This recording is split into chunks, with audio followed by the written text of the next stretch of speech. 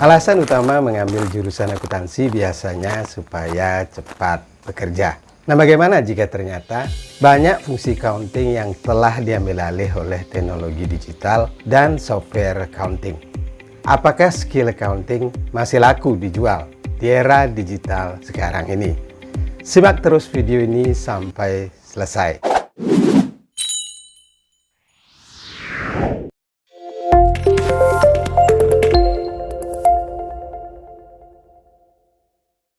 Selamat datang di Jurnal Akuntansi Keuangan, channel khusus akuntansi keuangan dan pajak di Indonesia. Ada tutorial, ada berita akuntansi terkini, ada juga career advice khusus posisi accounting dan finance. Bagi kamu yang baru bergabung, jangan lupa subscribe dan tekan tombol lonceng agar tidak ketinggalan tutorial-tutorial bermanfaat dari Jurnal Akuntansi Keuangan. Automasi pekerjaan accounting sebenarnya sudah cukup lama terjadi. Bahkan telah diajarkan di kelas-kelas akuntansi di kampus. Saya masih ingat betul ketika belajar flowchart dalam mata kuliah Sistem Informasi Akuntansi. Dan saya yakin teman-teman di manajemen juga belajar automasi dalam mata kuliah Sistem Informasi Manajemen. Yang saya pahami tentang otomasi di masa kuliah dahulu, sekitar tahun 90-an, adalah cara untuk mempercepat pekerjaan accounting. Entah dengan menggunakan perintah makro sederhana dalam aplikasi Excel atau menggunakan bahasa pemrograman seperti Fox Pro yang dikombinasikan dengan Visual Basic. Nah, itu dulu di tahun 90-an. Namun belakangan, otomasi di bidang akuntansi berkembang menjadi industri tersendiri. Nah, sekarang ini sudah sangat banyak accounting software yang dirilis di pasaran. Mulai dari yang paling sederhana untuk perusahaan-perusahaan kecil dan menengah, Mayob misalnya, atau QuickBooks, sampai dengan kelas ERP dan MRP untuk perusahaan-perusahaan besar. Banyaknya software accounting yang dirilis di pasaran, tahu saya, sudah terjadi sejak tahun 2000-an. Nah, selanjutnya teknologi awan atau cloud teknologi khusus untuk urusan penyimpanan data atau data storage. Nah, yang terakhir di bidang perpajakan juga ada electronic tax filing atau pelaporan pajak secara elektronik. Nah, ini juga sudah terjadi sejak tahun 2010-an. Sejauh ini pengaruhnya terhadap kebutuhan staf accounting di perusahaan apakah signifikan? Apakah kehadiran teknologi ini bisa menggantikan fungsi staf accounting? Untuk lebih jelasnya kita bahas lebih lanjut. Sedikit permakluman, karena saya bukan seorang pendidik, juga bukan ASN, jadi saya tidak akan membahas accounting di wilayah sektor publik, juga tidak di wilayah sektor pendidikan. Saya akan fokus membahas perkembangan teknologi akuntansi dan otomasi di lingkungan komersial. Ada dua wilayah besar di lingkungan komersial mana staf accounting banyak bekerja. Yang pertama di lingkungan kantor akuntan publik dan konsultan. Nah, ini perusahaan khusus bergerak di bidang jasa, yaitu jasa kompilasi atau attestation, kemudian jasa auditing atau pemeriksaan, kemudian jasa perpajakan, dan banking investment. 4 besar KP yang mendominasi wilayah ini yang biasa disebut The Big Four, antara lain yang pertama Ernst & Young yang biasa disingkat dengan EY. Kemudian yang kedua ada PricewaterhouseCoopers atau PwC. Kemudian yang ketiga ada KPMG dan terakhir Deloitte. Secara singkat bisa saya katakan bahwa kehadiran teknologi accounting software dan digitalisasi tidak terlalu berpengaruh di lingkungan kantor akuntan publik karena beberapa alasan. Nah, ini mungkin agak aneh, tetapi fakta. Kenyataannya, di lingkungan kantor akuntan publik, kebutuhan akan akuntan makin hari justru makin meningkat. Era digital sekarang ini, yang namanya fraud justru makin meningkat. Makin banyak frekuensinya, makin rumit kasusnya. Sehingga, kebutuhan akan akuntan justru makin meningkat. Kemudian alasan kedua, pekerjaan accounting di wilayah ini lebih banyak menganalisa dan menilai data keuangan yang bentuknya sudah dalam format laporan keuangan. Nah, jika fungsi utama software accounting hanya sebatas menghasilkan laporan keuangan, maka jelas tidak terlalu berpengaruh di lingkungan kantor akuntan publik. Karena memang pekerjaan para akuntan di wilayah ini lebih banyak menganalisa dan menilai data laporan keuangan sudah jadi. Tetapi jangan salah, para auditor yang bekerja di wilayah ini, termasuk para analis dan akuntan lainnya, mereka rata-rata jago menggunakan software accounting. Karena dalam banyak kasus seringkali terjadi mereka terpaksa harus menelusuri data transaksi sampai ke proses bookkeeping. Sehingga mau nggak mau mereka juga harus jago dalam menggunakan software accounting. Di samping mereka jago menggunakan software accounting, rata-rata para akuntan dan para auditor yang bekerja di kantor akuntan publik juga menggunakan teknologi tersendiri khusus untuk pekerjaan auditing dan compliance test. Saya yakin teman-teman auditor menggunakan banyak jenis auditing software. Ada Signa, ada OnSpring, ada Jolk, ada juga GenSuite, Audit Board, dan lain sebagainya. Banyak. Nah, bagaimana dengan auditing software? Apakah teknologi ini mampu mengambil alih pekerjaan teman-teman auditor? Yang saya tahu, tidak. Sebab auditing software ini lebih banyak berfungsi untuk urusan pekerjaan matematikal dan statistikal. Sementara pekerjaan para auditor dan teman-teman akuntan lebih banyak urusan penilaian atau judgment. Nah, itu di lingkungan KAP. Kemudian yang kedua di lingkungan korporasi. Entah itu private company atau public company. Nah, wilayah ini sangat luas. Mulai dari hospitality sampai institusi keuangan. Mulai dari perusahaan jasa, manufaktur, sampai kontraktor. Mulai dari dropshipper, marketplace, sampai tambang raksasa. Sangat luas. Dan yang saya tahu, penggunaan software accounting di lingkungan komersial sudah hampir merata. Bisa dibilang mungkin sudah 90% perusahaan mulai dari menengah ke atas pasti sudah menggunakan teknologi digital seperti POS dan accounting software. Pertanyaannya, apakah kehadiran accounting software dan teknologi digital mampu menggantikan orang accounting di lingkungan korporasi? Terus terang saya belum pernah melakukan riset khusus, tetapi accounting memang dunia saya. Mulai dari zaman menggunakan Lotus di tahun 90-an sampai menggunakan teknologi ERP dan MRP sekarang ini. Bisa dibilang aktivitas keseharian saya nyaris tidak pernah tidak selalu berhubungan dengan urusan accounting. Dan itu berlangsung kurang lebih 25 tahun. Maksud saya tahu persis apa itu accounting. Saya juga sangat tahu bagaimana fungsi accounting dijalankan di lingkungan korporasi. Mungkin karena cukup lama menggeluti bidang ini, ada saja cerita lucu yang saya temukan. Misalnya, ada developer software accounting yang mengatakan, Bapak tidak perlu membayar akuntan mahal-mahal, asalkan Bapak menggunakan software kami, semua pekerjaan akuntansi bisa terlaksana dengan baik, tanpa memerlukan kehadiran akuntan. Mulai dari urusan jurnal sampai laporan keuangan.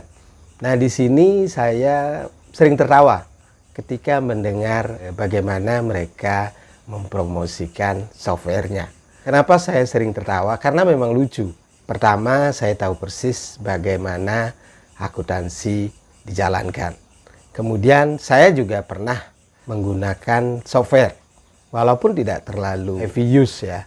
Tetapi bisa saya sampaikan bahwa hampir setiap hari saya menggunakan software accounting dari berbagai produsen, dari berbagai brand, dengan banyak modul. Ya, di satu sisi saya maklum, namanya orang jualan, tapi di sisi lainnya saya pikir tidak perlu juga berlebih-lebihan menyampaikan bahwa software accounting bisa menggantikan peran staff accounting. Pada kenyataannya, setidaknya dari pengalaman pribadi saya, sampai saat ini, perusahaan masih perlu staff accounting. Setidak-tidaknya mungkin bookkeeper, ya. Dan untuk perusahaan yang lebih besar pasti butuh akuntan. Nah, mengapa perusahaan masih butuh orang accounting dan akuntan sampai sekarang? Saya jelaskan alasannya. Alasan pertama, digitalisasi dan otomasi akuntansi secara umum, ya, bisa mengambil alih pekerjaan-pekerjaan yang sifatnya repetitif atau berulang-ulang. Perlu saya garis bawahi di sini, pekerjaan yang sifatnya repetitif. Ya, bisa dikerjakan oleh software accounting. Akan tetapi sampai dengan saya merekam video ini, ada satu aspek atau fungsi manusia yang belum bisa digantikan oleh software, yaitu pikiran kritis manusia atau critical thinking. Termasuk di dalam critical thinking adalah sikap skeptik. Nah, sementara ada kualitas khusus yang wajib dimiliki oleh setiap seorang akuntan, yaitu professional skepticism. Yang dimaksud dengan professional skepticism di sini adalah menganggap setiap peristiwa atau event, setiap transaksi ekonomi pasti mengandung risiko, sehingga perlu diantisipasi. Kemudian setiap orang berpotensi melakukan kecurangan. Ini kualitas yang wajib dimiliki oleh setiap akuntan. Sementara karakter demikian sampai saat ini belum bisa dihadirkan oleh teknologi, baik itu digitalisasi maupun software accounting. Itu alasan yang pertama. Kemudian alasan yang kedua, setidaknya dalam pemahaman saya pribadi, rata-rata accounting software itu sifatnya pintar-pintar bodoh. Istilahnya pin-pin bu. Maksud saya, jika jurnal yang Anda input salah, hasilnya pasti salah. Tidak mungkin menjadi benar. Laporan keuangan hanya benar jika Anda menginput jurnal yang benar. Ada beberapa contoh kasus di mana accounting software ini sifatnya pintar-pintar bodoh. Kasus pertama misalnya minimarket menggunakan point of sales atau POS. Suatu ketika minimarket ini menggelar promo tebus murah khusus untuk konsumen yang berbelanja di atas 100.000. Nah, bagaimana jika ketika ditawari tebus murah oleh kasir, konsumen menolak? Kemudian si kasir menitip kepada konsumen untuk melakukan tebus murah. Apakah point of sales atau sistem POS mampu mendeteksi? Yang saya tahu sampai saat ini belum bisa. Untuk tahu kelakuan kasir yang menitip tebus murah, satu-satunya cara hanya dengan memeriksa rekaman CCTV yang mengarah ke meja kasir. POS sama sekali tidak bisa mendeteksi kejadian yang seperti itu. Kemudian contoh kasus kedua, perusahaan yang menggunakan accounting software pasti menerapkan metode perpetual dalam pencatatan persediaannya. Persediaan bertambah secara otomatis ketika admin gudang melakukan input receiving slip. Sebaliknya, persediaan berkurang pada saat admin sales menerbitkan invoice atau surat jalan. Nah, itu yang disebut dengan metode perpetual. Nah, pertanyaannya, bagaimana jika ada staf gudang yang mengeluarkan barang tanpa menerbitkan invoice? Apakah accounting software mampu mendeteksi kejadian seperti itu? Yang saya tahu tidak bisa. Jumlah persediaan di dalam sistem tidak berkurang, sementara fisiknya sudah berkurang. Satu-satunya cara untuk mengetahui peristiwa demikian hanya dengan cara melakukan stock of name yang mau tidak mau harus melibatkan orang yang tahu persis prosedur stock count. Belum lagi urusan menginput jurnal penyesuaian. Jelas butuh orang accounting. Nah, dua kasus tadi itu bisa dibilang tergolong rumit. Padahal proses akuntansi yang paling sederhana seperti menjurnal pun masih butuh keterlibatan staf accounting. Sebelum menjurnal, Anda wajib mempertimbangkan beberapa hal. Yang pertama, transaksi mana yang sah untuk diakui dan transaksi mana yang tidak sah. Itu butuh penilaian dari orang yang tahu persis prosedur akuntansi. Kemudian yang kedua, harus tahu berapa nilai yang diakui sekarang dan berapa nilai yang ditangguhkan. Ini juga tidak bisa diputuskan oleh software accounting. Hanya orang yang tahu prosedur dan aturan akuntansi yang bisa memilah berapa yang harus diakui sekarang dan berapa yang ditangguhkan. Kemudian yang ketiga, harus tahu diakui sebagai apa. Jadi bisa saya katakan di sini bahwa bahkan pekerjaan akuntansi yang repetitif sekalipun, yang paling sederhana seperti menjurnal sekalipun, masih butuh keterlibatan staf accounting. Kemudian pertanyaan berikutnya mungkin, bagaimana dengan kehadiran kecerdasan buatan atau artificial intelligence? Apakah kehadiran artificial intelligence bisa menggantikan peran manusia dalam proses accounting? Ini pertanyaan yang bagus. Dan supaya adil harus diakui bahwa bahkan sekarang pun sebenarnya yang namanya kecerdasan buatan sudah banyak mengurangi pekerjaan manusia, termasuk di wilayah accounting dan finance. Namun sejauh yang saya tahu, setidaknya sampai saat ini, yang lebih banyak diambil alih hanya pekerjaan-pekerjaan yang sifatnya repetitif dan administratif clerical, yang tidak membutuhkan critical thinking. Misalnya seperti fungsi staf administrasi, tetapi belum sampai pada level bookkeeping, apalagi akuntan. Nah, kedepannya saat teknologi kecerdasan buatan sudah sangat established, saya pikir sangat mungkin peran bookkeeping banyak terambil alih. Ini sebabnya mengapa saya sering menyampaikan bahwa jago menjurnal, mahir perlakuan akuntansi saja tidak cukup.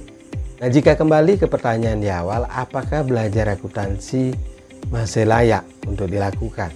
Jawaban saya, selama uang dan harta lainnya masih penting, saya pikir belajar akuntansi selalu bagus. Kemudian pertanyaan yang kedua, apakah skill accounting masih dibutuhkan? Jawaban saya, selama bisnis masih worth doing, saya pikir skill accounting selalu dibutuhkan. Selama laba masih menjadi tujuan utama setiap perusahaan, skill accounting masih tetap laku untuk dijual.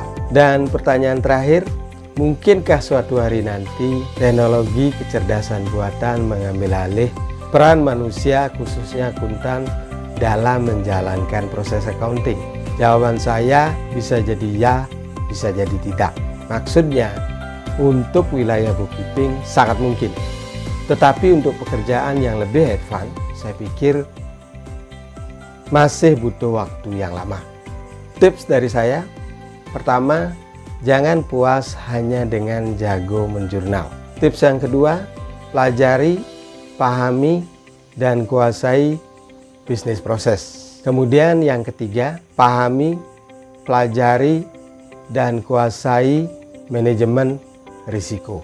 Tips yang keempat, mulai berpikir, cari ide, cari cara untuk bisa berkontribusi dalam menjaga kelangsungan hidup perusahaan. Dan yang terakhir, cari cara, cari ide, cari teknik untuk meningkatkan profitabilitas perusahaan.